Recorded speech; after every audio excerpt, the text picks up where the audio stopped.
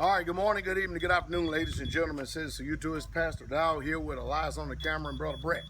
What we're doing is I'm going to do a quick instructional video on step footings and a purpose for step footings. The reason being is you have a grade from up there to down here, depending on where your corner is to here.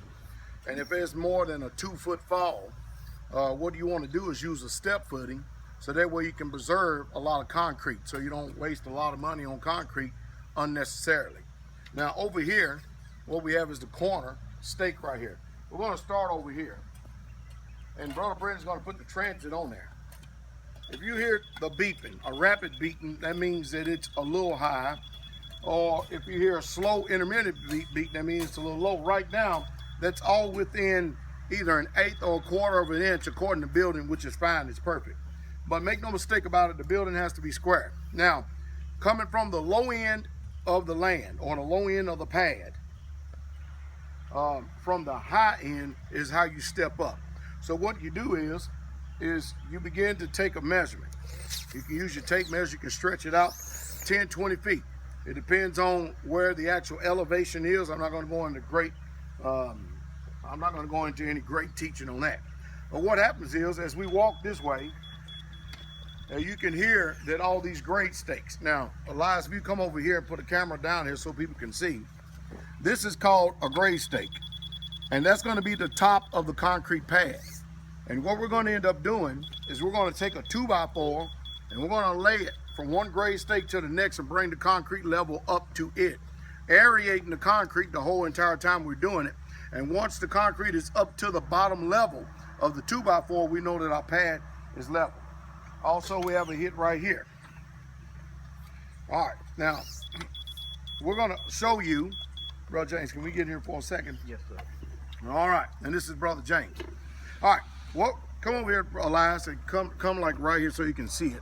All right, this is the next step up. Okay, so this grade is set at a certain level.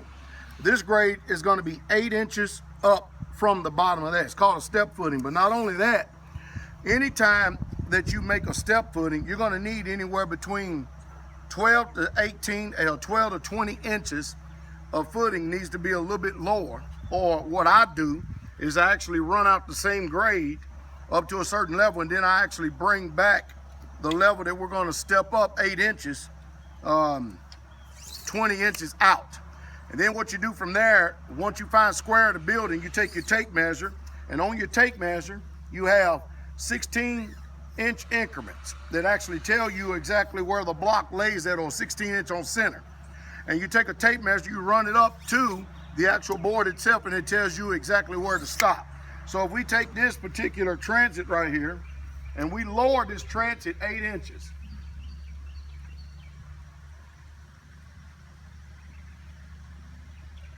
if we lower it 8 inches, by the time Brother Brett puts that transit on top of that piece of wood, it's telling you exactly where the next level is as far as when you step up. So what's going to happen is that once we pour this concrete into this pad right here, this concrete is going to butt up to the bottom of that board right there. All right?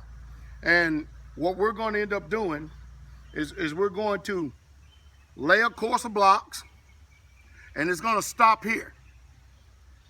By the time we get to the second course of blocks on this particular run right here, the second course of blocks will be able to run out even as if it was all just one straight run on a level ground. So that's the purpose of a particular step pad. As you can see, when we come over here, slide down this way, Elias. We come over here, we also have another step up, which will be 8 inches up. So if Brother Brett put that transit on there, you hear it beeping, that means it's the same 8 inches up as the other one over there when we step up to the next grade and the next level. We at Straightway, codes in the majority of the United States of America, they call for, put it down the rebar, they call for a 1/2-inch rebar, 2 runs. Well, we use 5/8 inch rebar and we run it 3 runs. And the reason why we do that because we believe in a sure foundation. Now later on I may come back and explain the batter boards and what the deal is with the batter boards. But anyway, that's called a step footing. That's pretty much the gist of it. It's easier explained than done. What do you have to say, Brother Brett? I guess it takes more time initially when you first begin to set it up, but at the end, how he explained it, this first course that's lower is going to run in when we lay the block at the same level of that concrete, so you end up saving time, you end up saving a lot of money actually in concrete, so it's more efficient in that way. Yeah, because otherwise you could have a pretty deep footing, couldn't you? You know, Yeah, if you you get could. level, you could be, or you could be so far down in the ground that it'd be a struggle to lay the blocks. That's true. Is that right? That's right. All right, so anyway, hope you learned something. We have to get on back to this building project. Just thought we'd just take time out here today of our extremely busy schedule. The concrete truck is on its way, which we're going to be changing out of these boots into rubber boots, and we're going to get the job done. I hope you all learned something here.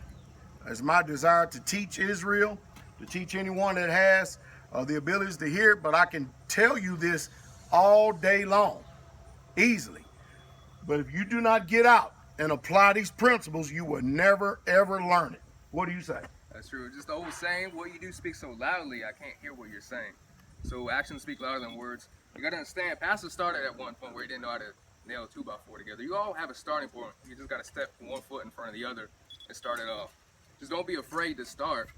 And, look back in 20, 30 years and what kind of substance you could have if you actually just put your hand to do it. There we go. You know, this is for leaders. Be you a leader of a church, leader of assembly, leader of a camp, leader of a home.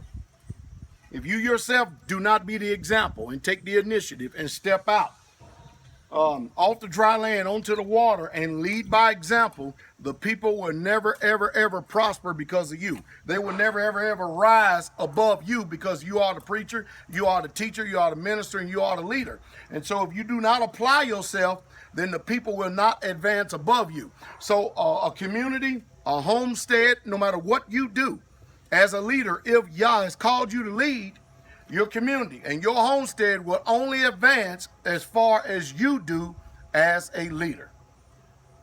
Y'all have a wonderful day. King coming. Shalom. Shalom.